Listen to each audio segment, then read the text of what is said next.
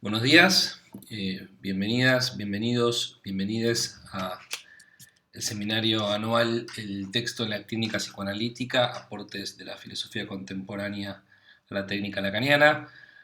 Para los que no me conocían de rostro, yo soy Bruno Bonoris. Bueno, en principio quiero agradecerles el gran interés que mostraron por este proyecto. Me siento muy feliz por toda la movida que se armó y porque me acompañen ahí en esta investigación. Eh, bueno, antes de comenzar con el tema propiamente dicho, la cuestión del texto, me gustaría hacer unos breves comentarios alrededor de la noción de seminario, porque escogí la idea, bueno, no solamente la idea, la práctica de un seminario, en vez de dar un curso o hacer un taller, bueno, o algún otro tipo de modalidad de enseñanza. El seminario tiene sus características particulares, ¿no? Seguramente los que se interesen en la obra de Lacan saben que él dictó un seminario y esto no es meramente un nombre, sino, como les decía, una modalidad, un tipo de enseñanza. La idea del seminario surge en la universidad, en el siglo XVIII en Alemania, y justamente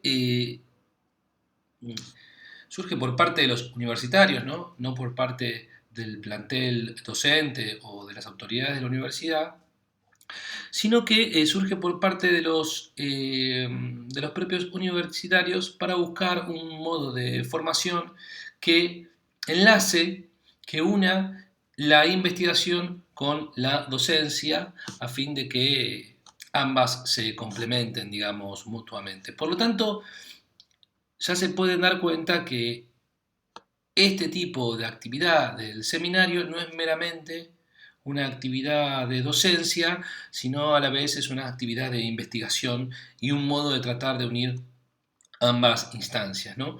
El seminario es un grupo de aprendizaje activo, ¿no? O sea, esto quiere decir básicamente, al menos esto voy a intentar, que ustedes no van a recibir la información plenamente elaborada, es decir, esto no es algo que yo estudié hace 2 años y vengo a transmitirles hoy, sino que lo que va a pasar es que ustedes van a participar del work in progress, es decir, del trabajo de la investigación día a día. De hecho, les cuento que estoy grabando esto el día viernes 11 a las 9:15 de la mañana hora Buenos Aires. Estoy al límite, digamos, pero porque quería, bueno, presentarles con lo más actualizado o casi lo más actualizado que vengo investigando. Entonces, no se trata tanto de que yo les vaya a dar una información elaborada, ¿no? Transmitirles un saber, sino que vamos a intentar, tampoco como habrán visto, les mandé una lista con bibliografía, ni un programa claro y distinto, sino que le mandé, ¿no?, una especie de proyecto de investigación con algunas preguntas, sino que la idea es que ustedes busquen la propia información requerida en función de ¿no?, de lo que vaya presentando.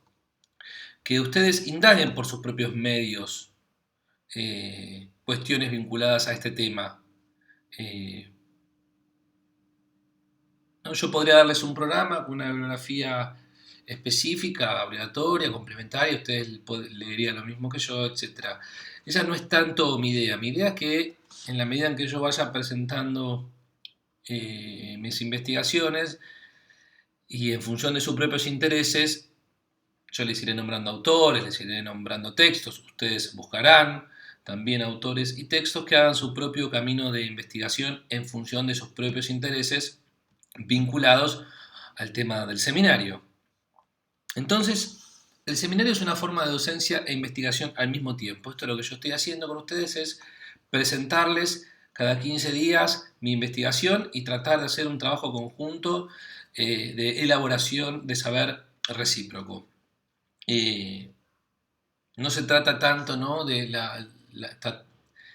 en la medida de lo posible, intentemos salir de la lógica del docente-alumno, digamos, para que para que ustedes puedan transformarse también en investigadores paralelos a mi investigación.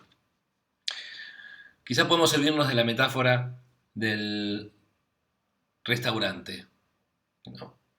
En esta oportunidad, ustedes no van a ser comensales, ¿no? Sino que estarán, digámoslo así, en la cocina del saber. Vamos a participar juntos en este proceso para mí tan atractivo, tan fascinante, tan apasionante de la producción de ideas. Y entonces, si en un curso, como en otras oportunidades yo hice, y que seguramente voy a seguir haciendo, presento un saber ya cocinado, y se los traigo, se los muestro, ustedes después se fijarán si les gusta o no les gusta, si les sirve o no les sirve, y no se sabe cuáles son los ingredientes, cuáles fueron, ¿no?, los movimientos para poder realizar ese plato, cuánto tiempo estuvo al horno, etcétera. Acá vamos a estar todos en la cocina. Esa es mi idea. Ahora bien, la modalidad quizás pareciera impedir esta lógica, pero creo que no. Y por eso el seminario está armado del siguiente modo, que les paso a explicar ahora mismo, muy brevemente también, así ya pasamos al tema que nos concierne. El seminario anual consta de 4 módulos a lo largo del año. Cada módulo tiene 4 presentaciones. 3 presentaciones van a ser grabadas y yo se las voy a enviar, y una presentación va a ser en vivo y en directo por Zoom, viernes 19:30. Después en el Word está la fecha, ahora no la recuerdo. En este Zoom la idea es que sea un Zoom participativo, pero antes de ir al Zoom de estas 4 clases, de las 3 que van a ser grabadas, ya tengo 3 invitados, es decir que en estas 3 por 4, 12 clases grabadas van a haber 3 o 4 que van a ser presentaciones de invitados y conversaciones conmigo de esos invitados, ¿no? Estos invitados por momentos son Emiliano Exposto,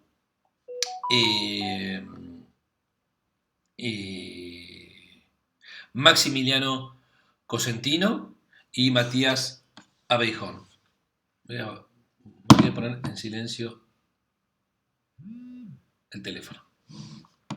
Ahí está. Maximiliano Cosentino, Emi Exposto y Matías Abeijón, ¿no? Emi Exposto seguramente vamos a discutir algunas ideas de Deleuze y de Guattari. Con Maxi vamos a discutir algunas ideas vinculadas al texto de Derrida, y con Matías algunas ideas Foucaultianas. Todavía no sé bien cuándo van a venir. Entonces, tenemos mis presentaciones, yo solo, las presentaciones de invitados y las conversaciones, y los encuentros por Zoom, que van a ser 4. Pero mi idea es que en estas presentaciones por Zoom ustedes expongan. Obviamente no es obligatorio, va a ser voluntario, optativo, pero a mí me gustaría que aquellos que se interesen por el tema, empiecen a investigar por su propia cuenta, lean algún texto, algún libro, tengan alguna pregunta, estén estudiando algo que crean que tiene que ver con esto que yo les voy a plantear, etc., me gustaría que lo expongan en el Zoom. Así que mi idea es la siguiente: todos aquellos que tengan ganas de presentar en el Zoom, que me manden un mail. Obviamente no pueden presentar todos, somos un montón, pero quizás 3 o 4 por Zoom, unas presentaciones de 10 minutos aproximadamente, se pueden hacer. Me encantaría que lo hagan. Y de hecho, para aquellos que les gustaría presentar, pero todavía no tienen una lectura realizada, o un proyecto de lectura, o un plan, porque obviamente esto recién empieza y ustedes no tienen por qué venir con ningún bagaje de conocimiento. De todas formas, si alguno quiere presentar, me envía un mail y yo les propongo que presente un texto. Yo le mando un texto, le digo, léete este texto y presentalo el viernes del Zoom. Yo les voy a pasar textos que no voy a tener muy estudiados, porque me interesa justamente producir este trabajo de elaboración de saber colectivo para ir empezando a, ¿cómo decir?, a mover el avispero, a mover los textos y ver qué pasa con todo eso. Bueno, entonces, los viernes del Zoom pueden presentar y me gustaría que así sea. Entonces envíenme un mail apenas sepan los voluntarios que quieren que yo les mande un texto, los voluntarios que quieren presentar alguna cuestión personal, alguna investigación personal, alguna pregunta, algo que les despierte lo que yo digo, alguna lectura que ustedes hicieron, lo que sea que tenga que ver con el seminario. Y si no hay ningún expositor, y además, por supuesto, también vamos a dedicarle un rato para preguntas. Y las preguntas se pueden hacer en el momento, en el Zoom, pero también pueden hacerse por mail. Me mandan las preguntas antes. Me mandan las preguntas por mail y yo ya las voy elaborando y pensando para el día del encuentro por Zoom o inclusive para tomarlas en alguna de las grabaciones que voy a ir haciendo. Espero que se haya entendido. Cualquier consulta me la hacen por mail. Pero básicamente los que tengan ganas de presentar dentro de 2 meses, más o menos, porque los encuentros son cada 15 días, en realidad serían, sí, un mes y medio, me van avisando y bueno, y presentan. Presentaciones breves, de 10 minutos, más o menos. Supónganse 6 carillas de Word. Eh, bueno, esta sería la idea del seminario. Nuevamente, si no entendieron la modalidad, si les queda alguna pregunta, me pueden enviar un mail con la pregunta que quieran y yo o se la respondo por mail o la retomo el próximo encuentro en 15 días para seguir explicando la modalidad, pero que más o menos vayan sabiendo cómo va el asunto. Ahora sí, vamos a nuestro tema. El texto. Entonces, este año y quizá algún tiempo más, vamos a gravitar en torno a la noción de texto. No hace falta que definamos rápidamente qué es un texto. No hace falta ni siquiera que hagamos de él, en principio, un concepto. Les propongo conservar la noción de texto por un largo tiempo en su estatuto operativo. Es decir, debemos usar la noción de texto y ver qué resultados nos entrega. El texto en principio nos va a servir para formularnos una serie de preguntas y empezar a esbozar algunas respuestas sobre la clínica psicoanalítica. O sea, mi interés sobre la noción de texto y sobre nociones articuladas a la noción de texto como lectura, escritura, etc. No es un interés meramente, si se quiere, de historia de la filosofía, sino que voy a intentar, o al menos voy a ver qué pasa si pienso la técnica psicoanalítica a partir de estas nociones. Es decir, lo que me interesa son los problemas técnicos.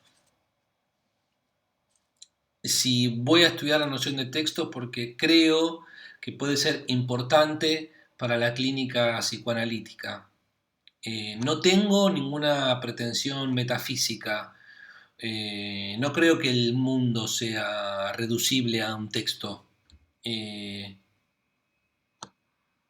Aquí se abre todo un problema, un mundo, iba a decir, se abre un mundo de problemas porque la tradición hermenéutica, que nosotros en algún momento vamos a dar vueltas en torno a ella y a pensar algunos problemas en torno a la tradición hermenéutica que fue tan importante para la filosofía del siglo XX, no fue solamente un modo de interpretar textos, sino que además se transformó en una ontología y y participa en algún punto todavía del debate ontológico en la filosofía y la pregunta, ¿no? si los hechos son textos y la deriva en el constructivismo y toda la crítica de la nueva filosofía realista que le hace al constructivismo, ¿no? Por lo pronto,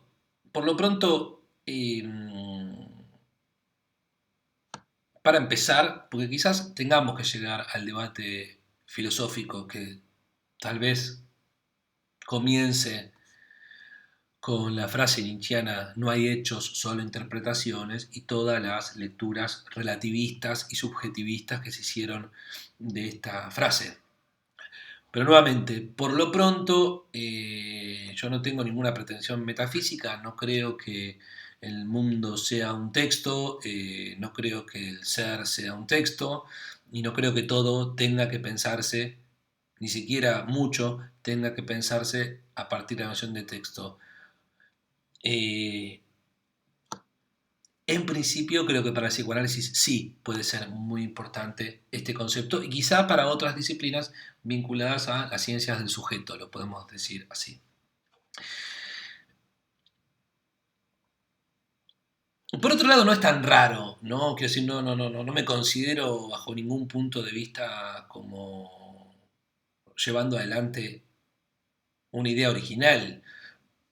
En tanto psicoanalistas, los que sean psicoanalistas y están escuchando, deben sentir la noción de texto muy afín a su práctica, muy afín al psicoanálisis, a pesar de que no sea estrictamente un concepto psicoanalítico y que ningún autor la haya transformado, ningún autor que yo conozca al menos, psicoanalista, la haya transformado en un concepto psicoanalítico. Sin embargo, es una noción muy afín a nosotros, nos suena mucho, la sentimos muy propia, que tiene bastante que ver con nosotros. ¿No? Como decía Lacan, nuestro único medium es la palabra. Por lo tanto, que el texto sea nuestro objeto de intervención no parece algo tan extraño, parece algo bastante apropiado. Inclusive ahora, en la actualidad, hay varios autoras y autores que están pensando el psicoanálisis a partir de la idea de texto y a partir de la idea de lectura. Por ejemplo, Aide Montesano, que sacó un libro a partir de la noción de texto que todavía no leí, pero que pronto voy a leer y voy a traer seguramente a este espacio, y ojalá y quizá podamos invitar a Aide.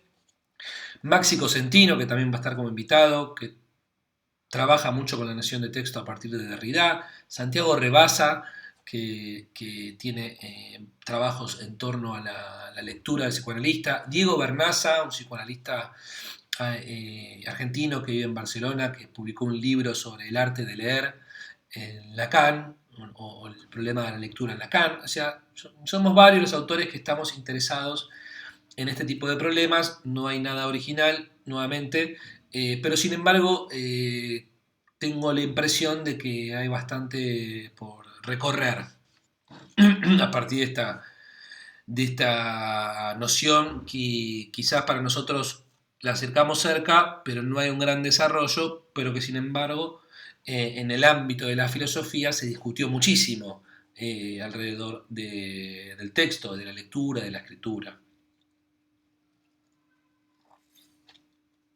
Les decía entonces que a mí me interesa el texto en función de problemas técnicos. En los últimos años, en los últimos 3 años, me dediqué a estudiar técnica psicoanalítica, específicamente textos de psicoanalistas. He abandonado, no es que completamente, pero he abandonado la investigación rigurosa en filosofía, cosa que yo hice durante mucho tiempo y ahora la estoy retomando, porque me he dedicado a estudiar textos de técnica psicoanalítica y problemas de técnica psicoanalítica. Este año voy a sacar un libro a partir de estas lecturas, pero me interesa avanzar con la técnica psicoanalítica, me interesa ajustarla, me interesa pensarla nuevamente, inclusive producir mejorías en torno a los problemas técnicos. Y por eso la noción de texto, para eso la noción de texto creo que me viene como anillo al dedo. Pero hablemos un poquito de técnica, hablemos un poquito de técnica. Cuando en psicoanálisis se discute sobre técnica, en general se lo hace alrededor de 3 conceptos. El de la regla fundamental, el de la transferencia y la interpretación. Lo que hace un analista, podemos decir, es sostener un modo de hablar, la regla fundamental, saber desde dónde se habla, el problema de la transferencia, y hablar de un modo pertinente, podemos decir, interpretar o intervenir. Desde ya que un analista hace muchas cosas más, pero estas tres me parecen particularmente significativas. Durante muchísimos años, y especialmente en el psicoanálisis anglosajón, se discutió muchísimo sobre los problemas técnicos.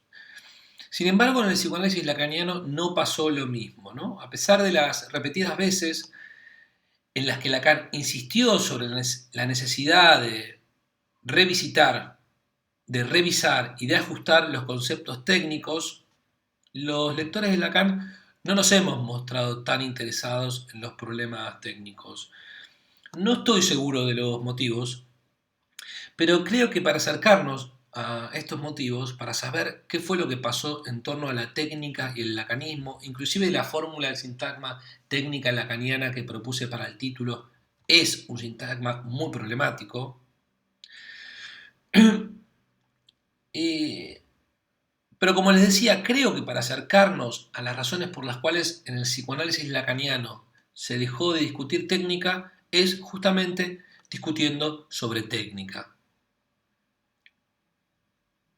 Tengo la impresión, una primera impresión, una intuición diría, que los psicoanalistas lacanianos ignoramos los problemas técnicos, porque teorizamos, practicamos y transmitimos la técnica psicoanalítica de un modo muy particular, que es el siguiente. Lo que se dice sobre la técnica en el lacanismo es que no hay técnica. Es que no hay técnica. Como si conceptualizarla significara no poner una especie de corsé teórico a nuestras habilidades adquiridas en el propio análisis. ¿No? Algo así como si teorizar, como si pensar las cuestiones técnicas sería como poner una especie de límite a la espontaneidad, a la intuición, ¿no? A las habilidades que los analistas adquirimos en nuestro propio análisis. La prioridad dada a lo real de la experiencia, al análisis del propio analista y a los análisis que dirige uno en tanto analista, es concomitante, a mi entender, con la devaluación del concepto en tanto concepto. Con esto quiero decir que no haya un trabajo conceptual, ¿no? Por ejemplo, piensen todos los trabajos en torno a la noción de goce, sino que no se lo asume como tal, no se lo asume como un concepto. Inclusive cuando se habla del goce, por ejemplo, se habla de lo más real de la experiencia, digamos, algo así como algo que escapa justamente a lo conceptual. Por lo cual, este debate epistemológico va a ser fundamental para todas las otras discusiones, ¿no?, que se den sobre cuestiones técnicas.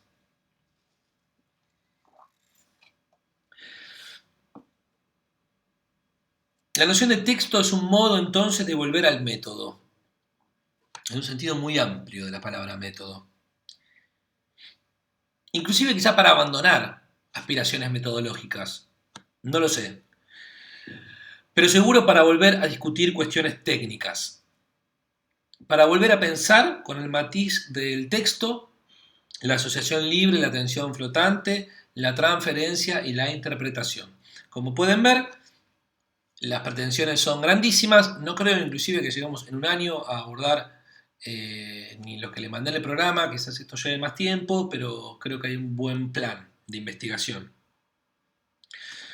En estos 3 años que estuve, como les decía, estudiando los escritos técnicos de psicoanálisis, de Freud, no solamente los técnicos, obviamente todos los escritos vinculados a problemas técnicos, son un montón.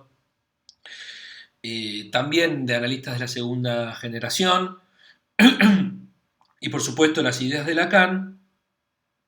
y de los lacanianos, especialmente autores contemporáneos, muchos de ellos argentinos, extraje las siguientes ideas que quisiera discutir con ustedes desde y con la noción de texto, ¿no? Entonces voy a leerles una serie de ideas que yo extraje de mi lectura y que me gustaría a mí discutir, entonces, poner en debate desde y con la noción de texto. Vamos a dedicarle entonces un rato largo a estas ideas que me gustaría que tal vez a fin de año podamos revisar y tengamos hipótesis alternativas a mí más potentes a partir de la noción del texto. La primera idea va a haber inclusive que las voy a hablar como una especie de orden jerárquico en el sentido de los fundamentos mismos y ideas que se van, ¿no?, sumando a partir de determinado tipo de fundamentos. La primera idea que vamos a tener que discutir es que la clínica psicoanalítica es posterior y exterior a la experiencia. Lo que se sostiene a partir de una cita de Lacan, una cita muy replicada, pero poco discutida, es que el analista es al menos dos, el que tiene efectos y el que a esos efectos los teoriza. Esta referencia está en el seminario 22. El analista es al menos dos, el que tiene efectos y el que a esos efectos los teoriza, ¿no? Hay distintas traducciones de esta frase. Esta es la traducción que trajo Miller y de la cual se sirven muchos psicoanalistas para decir que la clínica entonces es la clínica entendida como la elaboración conceptual de la experiencia, es posterior y exterior justamente a la experiencia. Entonces, construir un caso sería teorizar los efectos. El caso, digamos así, el texto sería una ficcionalización de la experiencia. Está la experiencia y sobre esa experiencia se ficcionaliza y se construye un texto analítico, un caso. Es decir, el caso es un redoblamiento conceptual. Tenemos primero la experiencia y luego el texto. Esta es la idea típica de caso. Caso que es el modo en que yo tengo de pensar la experiencia analítica, pero que como la experiencia analítica no se puede transmitir del todo, lo que traigo es una serie, por ejemplo, una supervisión, una serie de papeles, 7, 8 páginas, supónganse, ¿no? Entonces está la experiencia y lo que se puede decir de ella. Yo les traigo una pregunta. ¿Qué tal si la experiencia misma no es ya una experiencia textual? ¿Cuánta distancia hay entre lo que se dice en un análisis y lo que se dice de él? Básicamente, ¿es pertinente dividir la experiencia analítica de la clínica psicoanalítica, entendida como la experiencia, lo que acontece en tanto tal, y la clínica, ¿no?, la teorización de esos efectos? Lo que yo les quiero plantear es que tal vez la experiencia analítica ya sea en sí misma una experiencia textual y que tal vez no sea tan fácil separar, tal vez no convenga separar del todo, tal vez no haya una inconmensurabilidad entre lo que pasa en un análisis, entre lo que se dice en un análisis y lo que se dice de él. Esa es la primera idea que vamos a discutir. Si esta idea les resulta interesante, quisieran debatirla, quisieran tener algo al respecto, por ejemplo, me pueden decir, bueno, Bruno, me interesa presentar algo sobre esa primera idea que trajiste el primer viernes de Zoom, anotame y yo los anoto, mándenme un mail. La segunda idea que quisiera discutir con ustedes es la siguiente. El propio análisis es lo más importante para poder ocupar la posición de analista.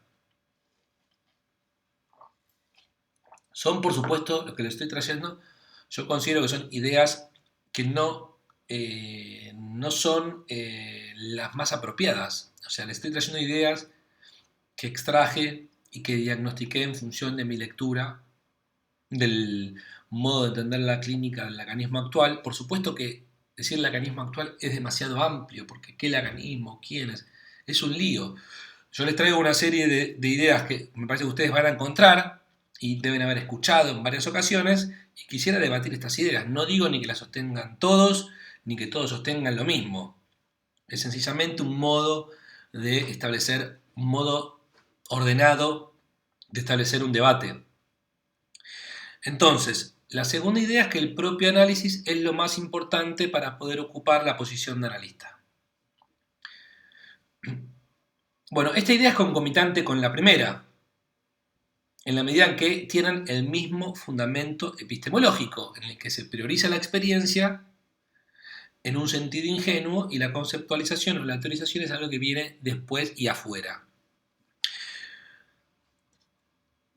Hace bastantes años que me pregunto por qué se insiste tanto en esta idea, por qué se repite tanto y tanto y tanto que lo más importante para ser analista es analizarse. No porque sea una idea falsa, sino justamente porque estamos básicamente todos de acuerdo en que para ser analista hay que analizarse. Digo, inclusive no...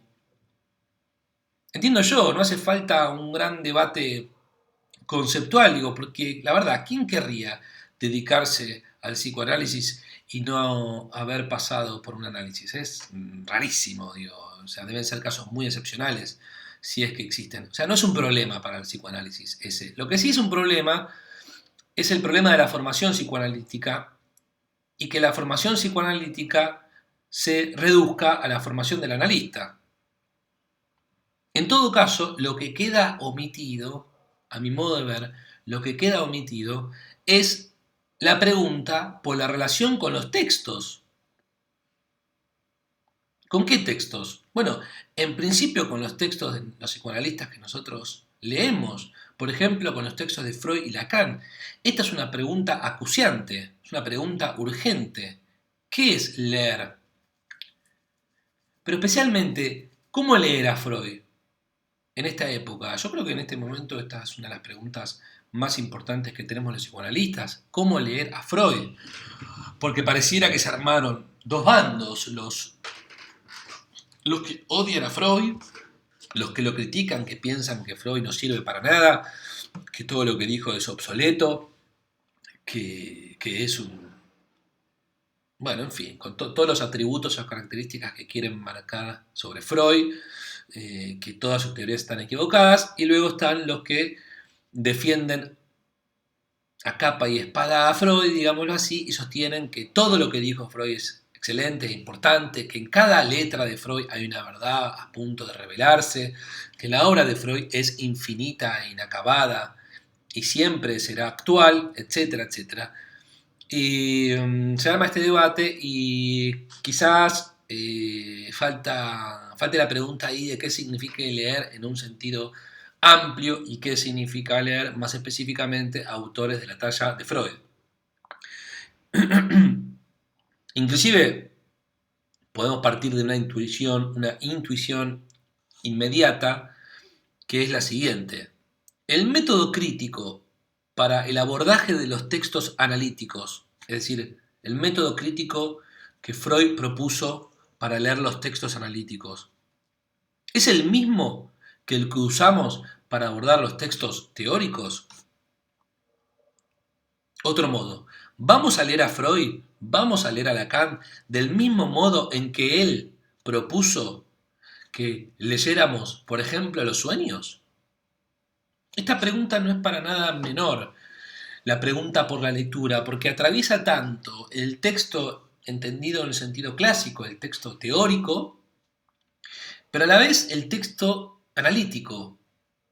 Y mi impresión es que Lacan, sobre esto creo no, Adriana Klinov escribió un artículo, que que el método de lectura de Freud que propuso Lacan es el mismo método de lectura que también él propuso para leer los textos analíticos, por lo cual hay una pregunta acerca de la lectura y una pregunta acerca de cómo vamos a encarar los textos de nuestros autores más importantes.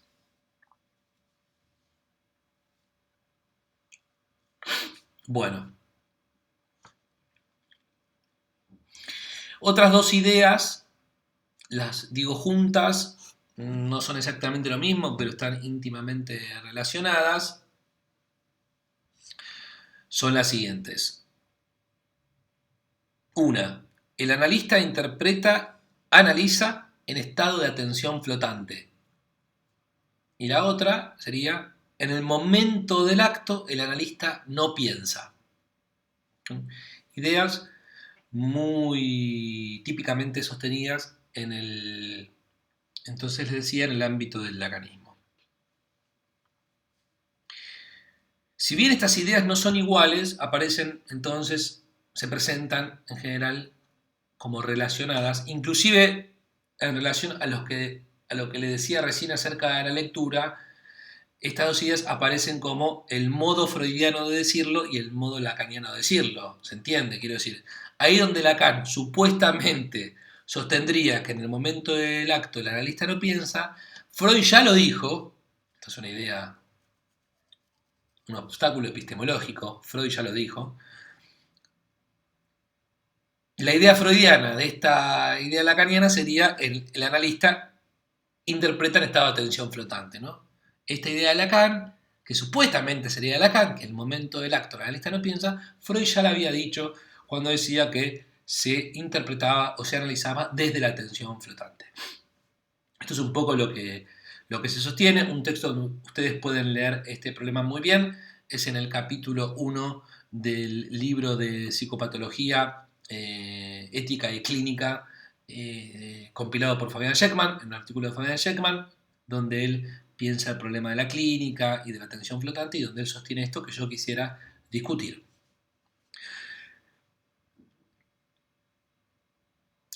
Estas dos ideas también tienen su fundamento epistemológico, entonces, en esta prioridad de la experiencia y esta especie de evaluación de la teoría, de la abstracción, de los conceptos, porque para poder analizar sin pensar, para poder analizar desde la atención flotante, hace falta haberse analizado e inclusive haber terminado el propio análisis.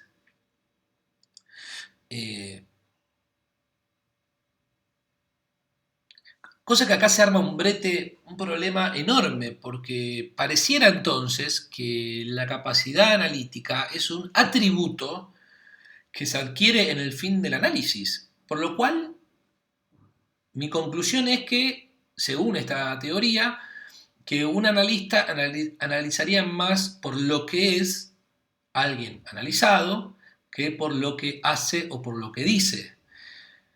Justamente me parece que la idea de Lacan, con la cual yo acuerdo plenamente, es que el analista no analiza tanto por lo que es, sino por lo que hace y dice.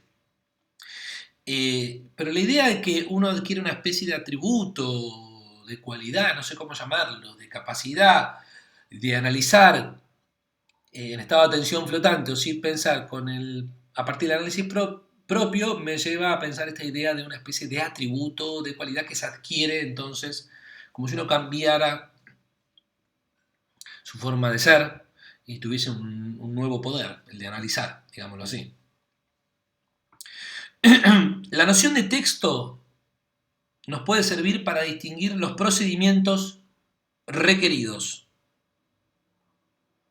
para conformar un texto con determinada textualidad y, por otro lado, para leer el texto que se produjo. Lo que quiero decir con todo esto es que tengo la impresión que conviene separar la dupla asociación libre-atención flotante como un modo de producción de texto de la interpretación como un modo de lectura de texto.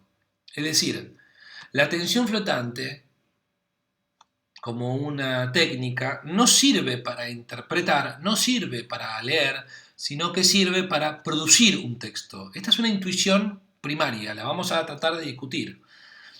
Y por otro lado está la interpretación, que sería para leer y para escribir el texto.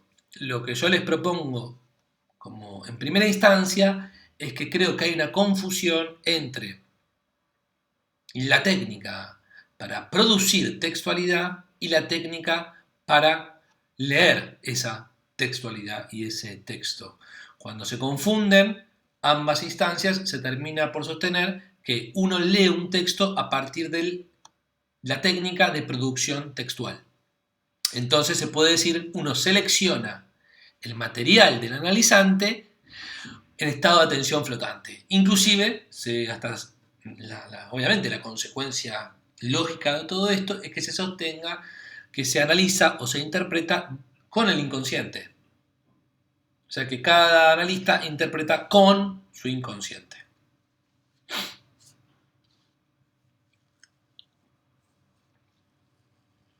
La otra idea que quiero discutir, son 10, son bastantes. La otra idea que quiero discutir con ustedes es que el análisis comienza cuando el paciente deja de quejarse de sí mismo y se hace responsable de su padecer.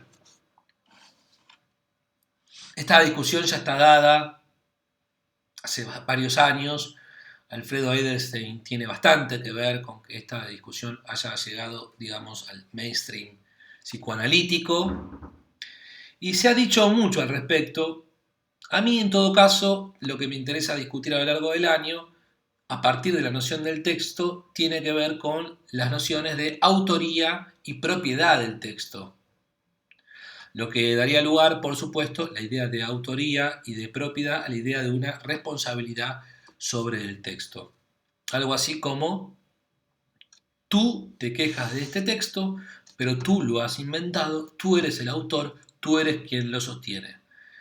Entonces vamos a tener que revisar, vamos a tener que trabajar, son un montón de cosas, ojalá que podamos hacer la mayoría de lo que estoy prometiendo.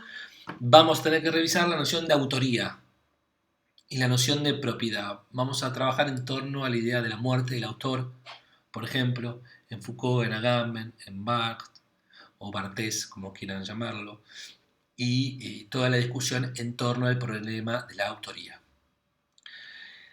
La sexta idea es que también me parece que hay que discutir, es que la base de la transferencia es el amor.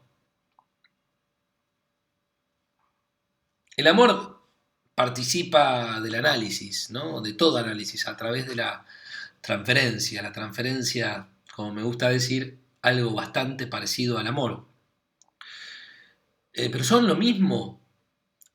Es muy común escuchar que el psicoanálisis es una práctica de amor, que tiene como medio y como fin inclusive el amor. Se cura por medio del amor y el fin del psicoanálisis es que la persona recupere su capacidad de amar, ¿no? Entonces hay en algún punto, ¿no? Por momentos, a mi modo de ver, cierto regodeo en torno a la noción de amor.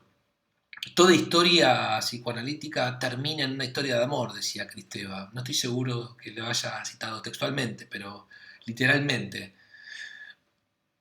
No sé si vieron cómo se nos escapa el término texto, ahí usado de un modo muy informal. Pero no sé si estoy siendo del todo correcto con la frase, pero algo así. Toda historia psicoanalítica termina, ¿no?, en una historia de amor. Lo que quisiera traer aquí a discusión para pensar la transferencia son las nociones que propuso Lacan como fundamento de la transferencia, que no es el amor, sino que son el sujeto supuesto saber y el deseo del analista, ¿no? Lacan plantea algo así como nociones transfenoménicas, si se quiere, estructurales de la transferencia, especialmente el sujeto supuesto saber, y el amor como un efecto, como un fenómeno que se produce como efecto de esa estructura vinculada al saber. Entonces, lo que les quiero decir en todo caso es que la transferencia en la obra de Lacan gravita en torno del problema del saber y del problema del deseo, y no tanto del amor, que el amor se presenta como una consecuencia.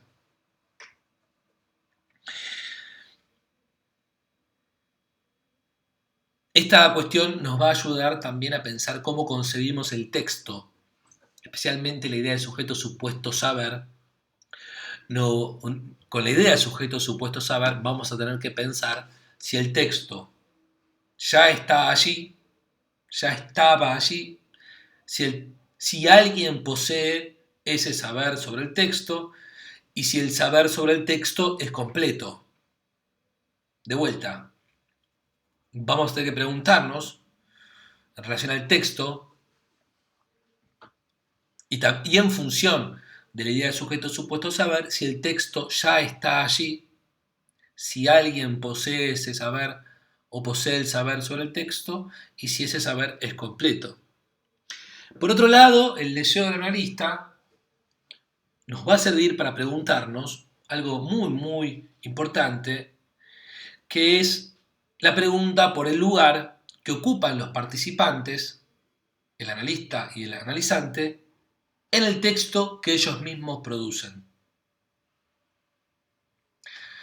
Recuerden que Freud, por ejemplo, pensó al analista al interior de la neurosis de transferencia, ¿no? Es muy interesante la idea de que el analista está adentro, al interior de la neurosis de transferencia.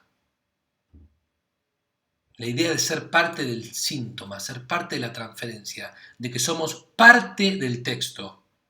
No hay fuera de texto, decía Derrida. Vamos a tener que pensar este problema. ¿Hay fuera de transferencia? ¿Hay fuera de transferencia? El analista, ¿desde dónde lee el texto? ¿Lo lee, ¿no?, como alguien que viene de afuera y agarra un texto y objetivamente, digamos así, lo analiza? ¿O es alguien que lee al interior del texto? Alguien que lee ya tomado por la propia textualidad de ese texto. Acá se arma un debate muy interesante, ¿no? Quizá la pregunta podría ser así: ¿hay fuera de transferencia? Bueno, una primera línea. Si hubiera fuera de la transferencia podría ser interpretada. Pero me parece que la idea de Lacan es que la transferencia no se puede interpretar. Lo que sí se puede es interpretar en transferencia. La séptima idea que quisiera entonces discutir con ustedes es que el analista no hace conjeturas, interpreta con su inconsciente. Sobre esto, en principio, tengo la idea de que se produce una depreciación, ¿no?, de desvalorización de la capacidad reflexiva del analista. Algo así como si estuviera mal que el analista piense los casos o que sus intervenciones tengan que ver con algo de lo que haya pensado.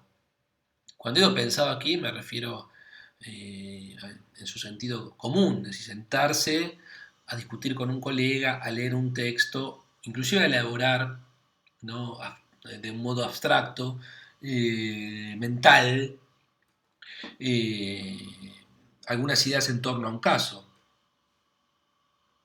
Pero aquí la pregunta para mí es: ¿cómo se relaciona lo que piensa un analista entre semana, ¿no?, cuando discute con un colega, cuando supervisa, cuando lee sus notas, cuando escribe sus notas, cuando está por la calle pensando en algún caso? ¿Cómo se relaciona eso con lo que se hace en un análisis? ¿Cómo se relaciona lo que pasa en una supervisión con lo que pasa en las sesiones? La pregunta en torno al texto sería: ¿qué significa leer para un analista? ¿Qué quiere decir leer si quienes leen están al interior del texto? ¿Cómo leer sin pretender salir de la textualidad? ¿Leer implica pensar? ¿Leer implica pensar? Quizá tengamos que pensar también un poco mejor lo que significa pensar, justamente. Pero además en torno a este entre semana, ¿no?, y esta idea de que está la experiencia y el afuera de la experiencia. ¿Puede decirse, por ejemplo, que una supervisión es algo que está fuera del caso?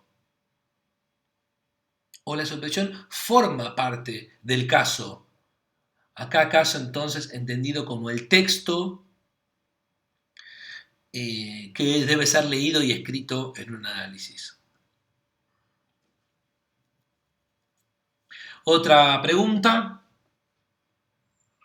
perdón, otra pregunta no, otra idea con la que quiero discutir junto a ustedes a lo largo de este año es que el inconsciente emerge por medio de la asociación libre. Bueno, esta es una idea que puede encontrarse en Freud, aunque también pueden encontrarse otras ideas en Freud que entran en conflicto con esta idea. La pregunta aquí es si la producción del texto analítico coincide con su lectura. Algo así como, ¿el texto se lee solo? ¿Por su propia cuenta? ¿No? Se entiende, ¿no? Asociación libre, el inconsciente emerge. O sea, algo así como, dejémoslo que hable, que él solo, el texto solo, nos dirá su verdad. No hace falta ninguna lectura, no hace falta ninguna conjetura. Sencillamente hace falta que alguien hable. Que hable libremente y que la cosa va a salir. Se dan cuenta que este problema es concomitante con la idea de que se analiza por medio de la atención flotante. O sea, nuevamente estamos rodeando la pregunta por la lectura, por lo que significa leer el texto analítico, y si el inconsciente es algo que va de suyo o si es justamente el resultado de una operación sobre el texto. Si el inconsciente no es un modo de encarar la producción, la lectura y la escritura de un texto.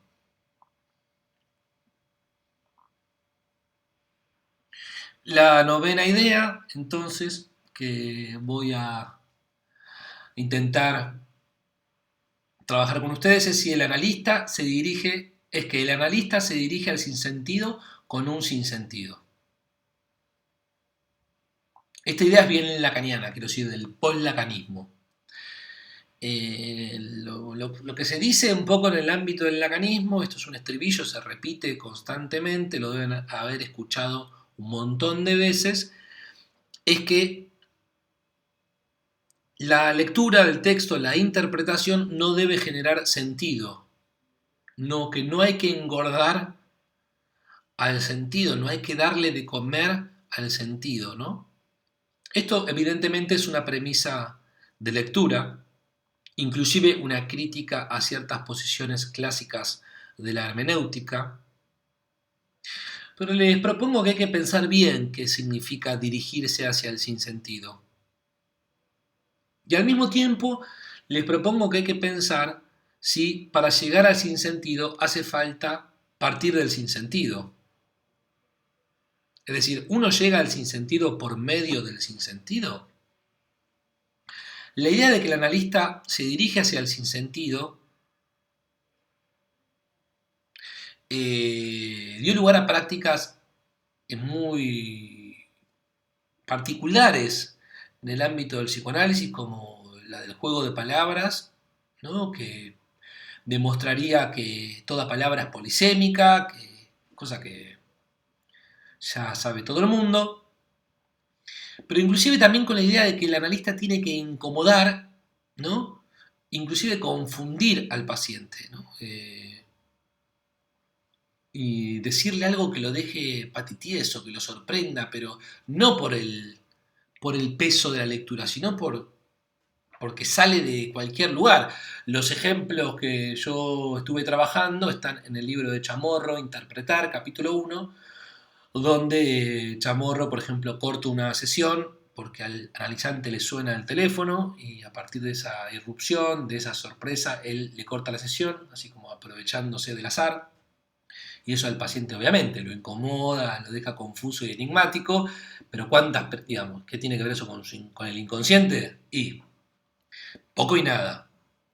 Y luego la interpretación de Chamorro también, a la que me referí en varias oportunidades, donde un paciente le dice que su padre era un lobo con piel de cordero, afuera era un cordero y adentro era un lobo, eso dice el analizante, y Chamorro aúlla.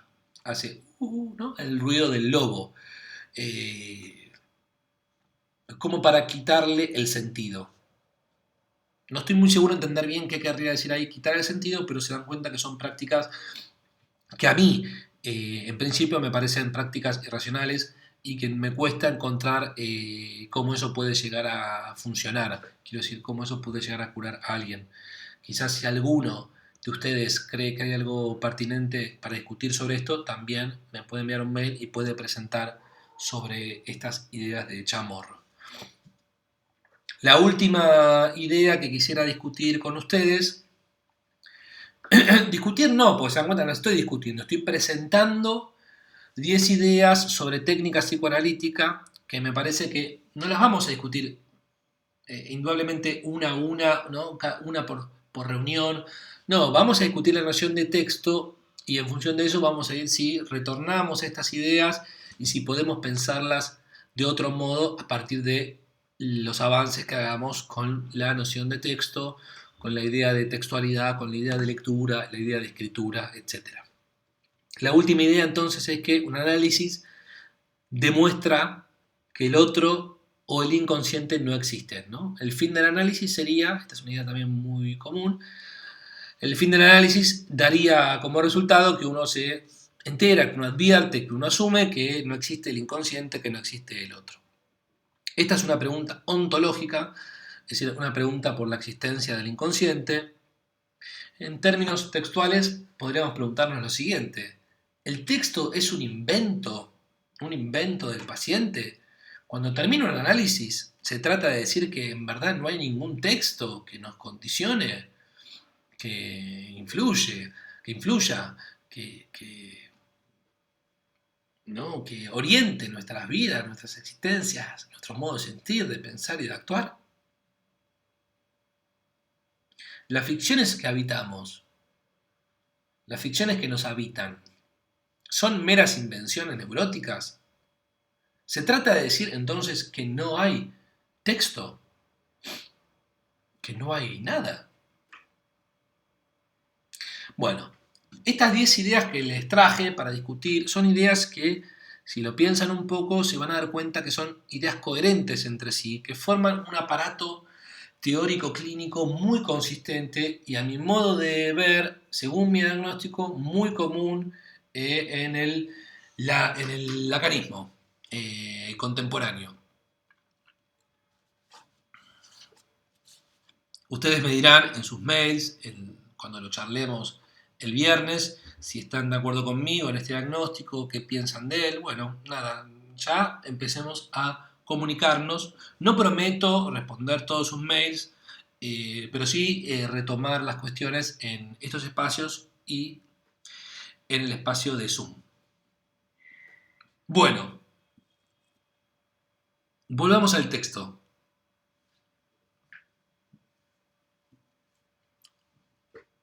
El texto, uno podría preguntarse, ¿un texto?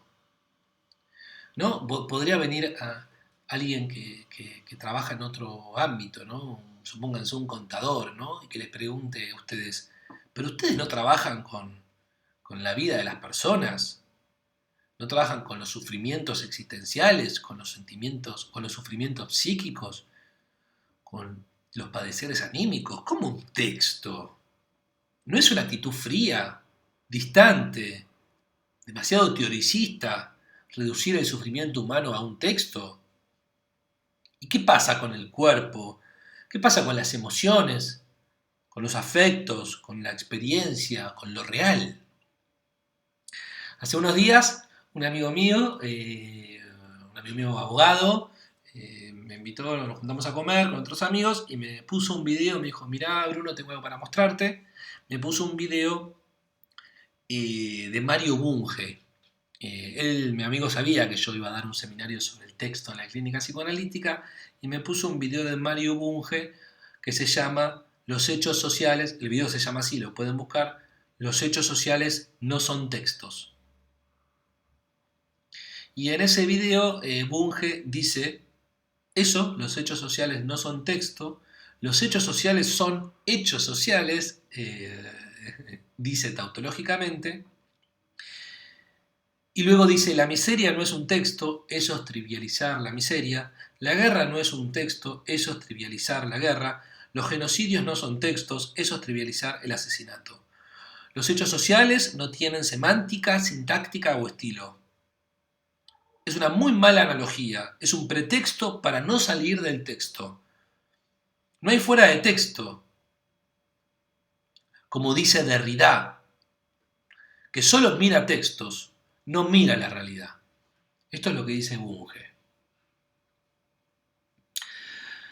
No lo tomemos, no descartemos tan rápido estas críticas. No descartemos tan rápido estas críticas porque vamos a tener que ser muy inteligentes y vamos a tener que estar muy atentos y muy advertidos para que la noción de texto no nos lleve a un constructivismo ingenuo e inclusive a cierta banalización de determinados problemas. Porque ya les digo, yo en principio no tengo ninguna pretensión metafísica, quiero decir. ¿Qué querría decir que la guerra es un texto? Bueno, depende para quién, quiero decir, o para qué disciplina. Para un historiador seguramente la guerra tenga un carácter textual y eso no significa banalizar un texto. Ahora, para un soldado que está en la trinchera, decir que la guerra es un texto, por supuesto que es banalizar, porque para ese tipo evidentemente no es un texto, porque habita otro problema, porque está metido en otras cuestiones, porque para él el objeto de su problema es absolutamente distinto. Lo que le estoy diciendo aquí, lo que le estoy proponiendo no es estrictamente un relativismo epistemológico, porque un relativismo epistemológico sostendría que podría haber muchísimas perspectivas epistemológicas de una disciplina, y yo creo que no. Yo creo que hay metáforas conceptuales, métodos, orientaciones epistemológicas que son mucho más verdaderas que otras, dependiendo entonces el campo problemático sobre el que se pregunte. En este momento estamos hablando del psicoanálisis o si se quiere de las ciencias del sujeto. Para eso el texto puede ser pertinente. Evidentemente, nuevamente, para un soldado de la trinchera, para un cirujano, para una persona que se dedica no sé, para un deportista, seguramente algo de la noción de texto sea irrelevante e inclusive impertinente. Pero vamos a volver sobre este problema. Inclusive quizás podamos dedicarnos un día a pensar este problema ontológico, esta discusión ontológica que, como les decía, se abre con la frase nietzscheana, no hay hechos, solo interpretaciones, y que tuvo como uno de sus resultados algo de lo cual quisiera alejarme, que es el subjetivismo extremo, algo así como cada quien interprete la realidad según su propia perspectiva. En el ámbito del psicoanálisis esto adquiere la modalidad de el fantasma es el lente con el que miramos la realidad. Yo no pienso esto, quisiera alejarme de esto y no pienso que todo sea relativo, para nada. Pienso que hay que estar muy atento a qué epistemologías convienen a distintos problemas, pero pienso que hay lecturas más pertinentes, más importantes, inclusive me animo a decir, vamos a discutirlo, más verdaderas que otras.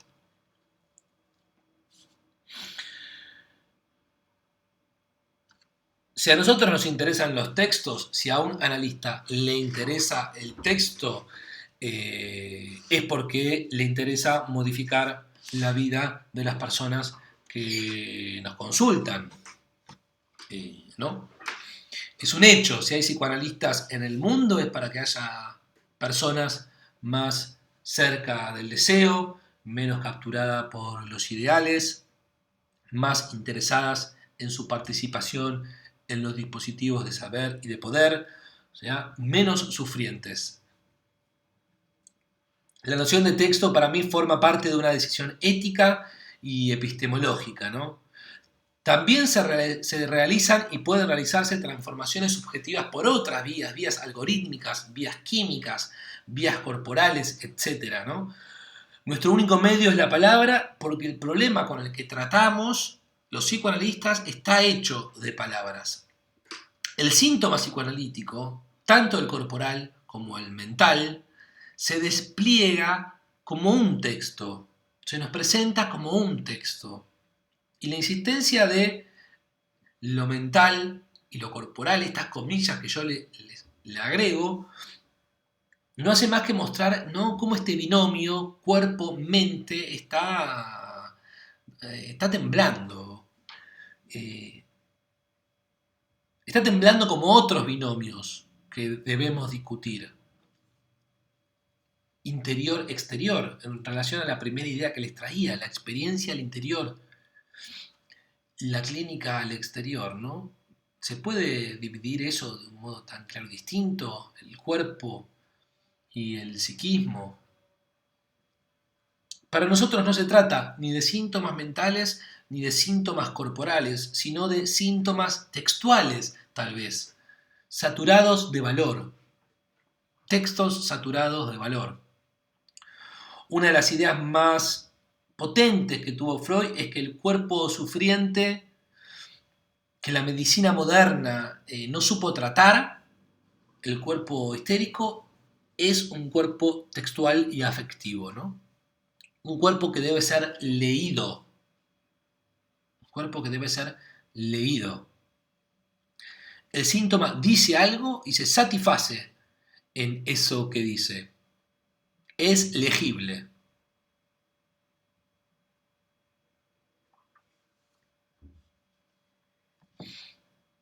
¿Y por qué hablar del texto en una época post-textual? ¿Acaso estamos llegando un poco tarde, ¿no?, en esta era post-textual o post-estructuralista?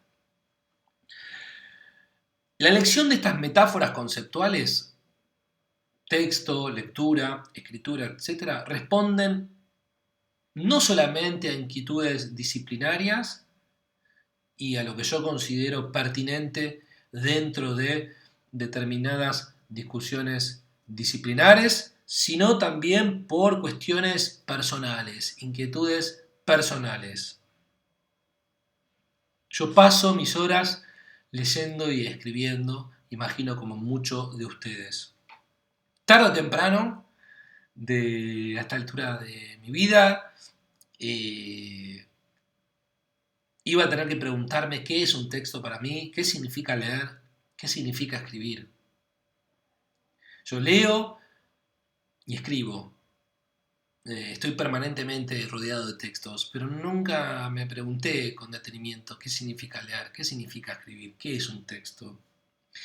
Y para mí, el texto no tiene nada de muerto, no tiene nada de apagado, de oscuro. Para mí un texto es algo muy vital, en función de la idea de que el texto podría ser algo, ¿no?, desvivificante, ¿no?, como si la idea de texto mortificara la experiencia vital, pero yo lo entiendo de un modo muy distinto. Y a la vez las preguntas que les mencionaba, muy propias de nuestro campo. No todos los campos tienen estos problemas como tenemos nosotros. ¿Cómo seguir leyendo a Freud y a Lacan? ¿Por qué siempre ellos dos? ¿Qué tienen sus textos? ¿Qué lecturas hacen al analista? O sea, para ser analista, ¿qué hay que leer? ¿Cómo debe leer un analista en tanto analista? Porque, quiero decir, ¿lee distinto el analista cuando analiza que el analista cuando lee un texto? Yo estoy retomando preguntas que ya referí hace un ratito. ¿Cómo escribir el psicoanálisis? ¿Cómo escribir el psicoanálisis? ¿Y cómo escribir un psicoanálisis? ¿Cómo se transmite el psicoanálisis y cómo se transmite un psicoanálisis? Puede ser que estemos llegando tarde a estos debates, pero creo que hay que atravesarlos. Las metáforas conceptuales sean estas de tipo lingüísticas o literarias, como la que estoy trayendo, o físicas, o biológicas, o neuronales, o digitales, o informáticas. Todas estas metáforas conceptuales, sea cual fuera las que se usen, arrastran inevitablemente sentidos, imágenes, afectos y problemas. Pero esto no significa que se opongan en sus fundamentos e intenciones. Es decir, no creo que la noción de texto nos lleve a pensar necesariamente que la realidad es una construcción, ni psíquica, ni social, ni lingüística. No voy a sostener eso. Ni que no haya verdades que no sean subjetivas o relativas al individuo. Yo voy a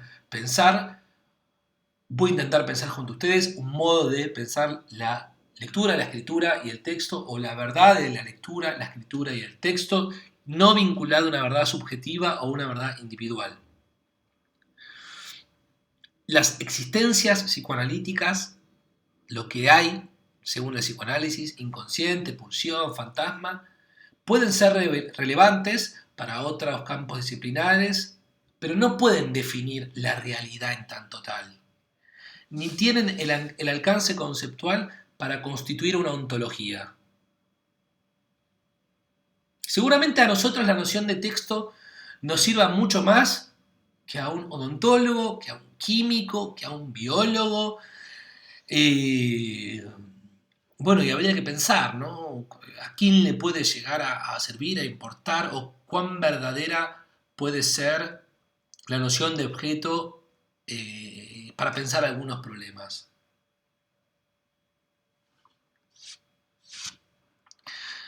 Y digamos unas palabritas más. No voy a hacer estas presentaciones muy largas, dada que son por video.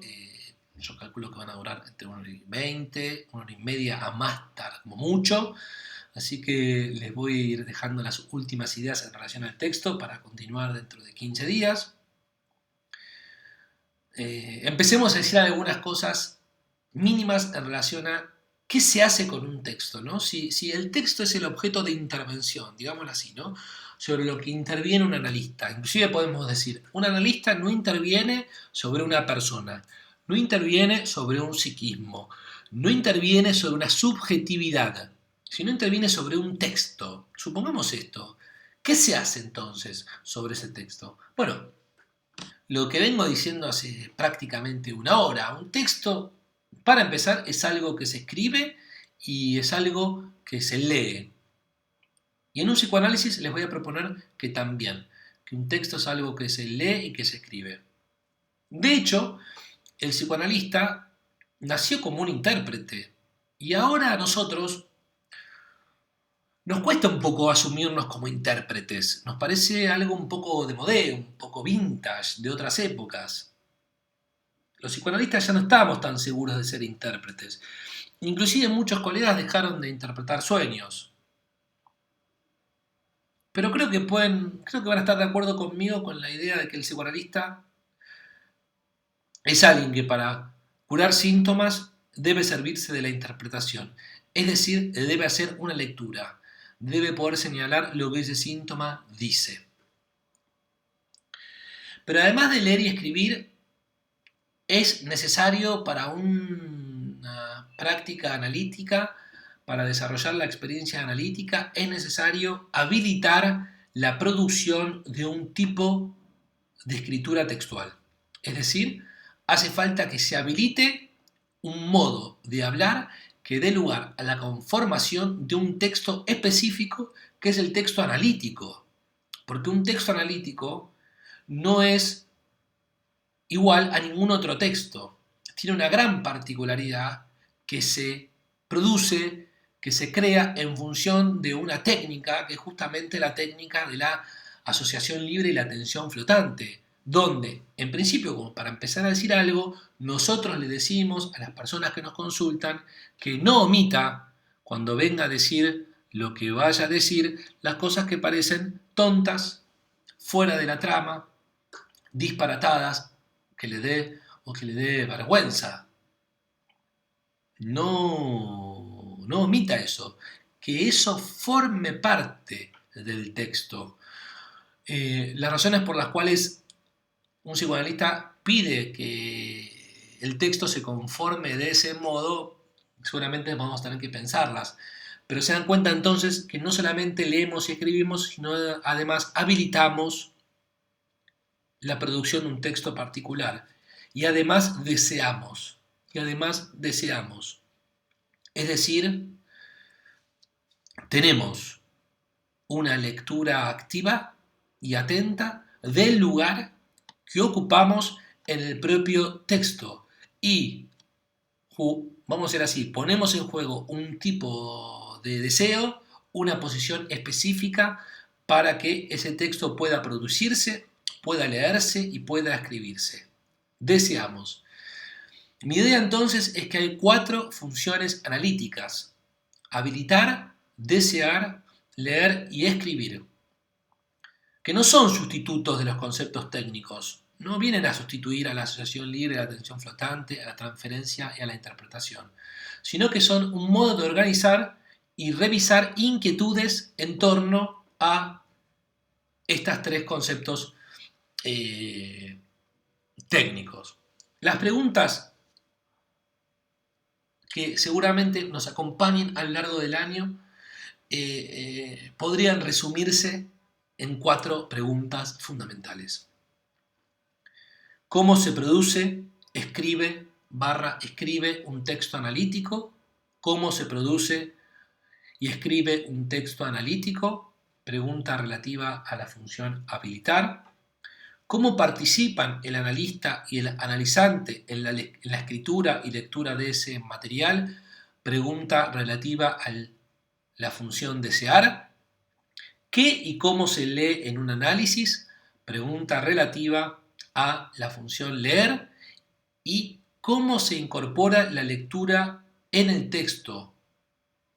¿Cómo se incorpora la lectura en el texto?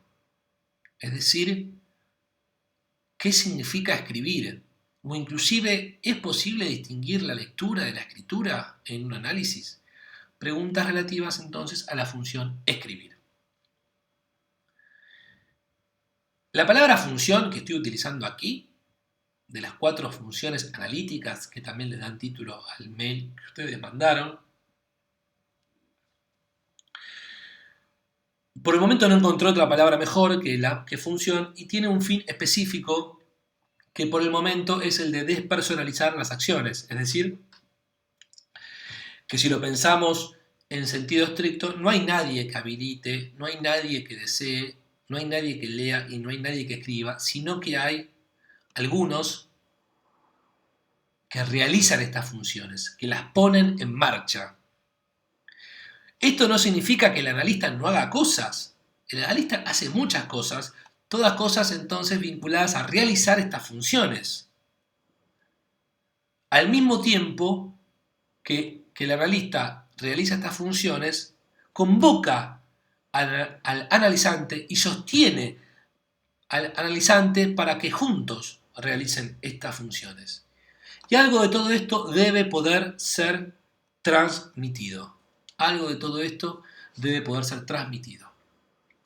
Bueno, los dejo entonces con esta especie de programa de investigación, con estas preguntas en torno a las funciones analíticas y a un modo de una propuesta para pensar la técnica psicoanalítica a partir de la noción de texto y a partir de las 4 funciones analíticas. Como les dije, no les voy a traer un saber elaborado, como en un curso, un saber distinto, que ustedes lo agarran y se lo morfan, sino que me van a ver desviarme, me van a ver contradecirme, me van a ver decir cosas que luego no voy a retomar nunca más. Inclusive pueden llegar a pensar que esto no tiene un hilo claro y distinto, y todo eso es verdad, porque lo que les voy a traer es, entonces, como les decía, la cocina de la producción de las ideas. Y me interesa que ustedes participen conmigo en este proceso, pero requiero entonces, no voy a obligar a nadie, requiero de su voluntad. Escríbanme un mail para aquellos que ya quieren ir presentando alguna pregunta, alguna inquietud, alguna lectura, algún texto, o a aquellos que se ofrezcan como voluntarios para que yo les dé les proponga algunas lecturas para que ustedes presenten. No van a ser más de 2 o 3 personas por cada encuentro, evidentemente muchos probablemente queden afuera, es algo inevitable, porque además tenemos que dejar un espacio para las preguntas, media hora, 40 minutos para las preguntas. Pero bueno, espero sus mails, les agradezco mucho por haber confiado en mí y en esta propuesta. Para mí es muy importante su presencia porque significa que yo puedo, por supuesto, porque es un curso, un seminario arancelado, puedo sostener financieramente mi investigación, cosa que si no, no pudiera hacerlo. Así que para mí es muy importante y estoy muy contento que ustedes se hayan interesado o hayan vuelto a interesarse en mis propuestas. Nos vemos en 15 días, seguimos en comunicación por mail y por favor no pasen este enlace a otras personas. Esto es algo para mí muy personal, estoy en una etapa como les digo, de work in progress y no me interesa que lo vean más personas más allá de ustedes que se mostraron particularmente interesados. Muchas gracias y hasta la próxima dentro de 15 días.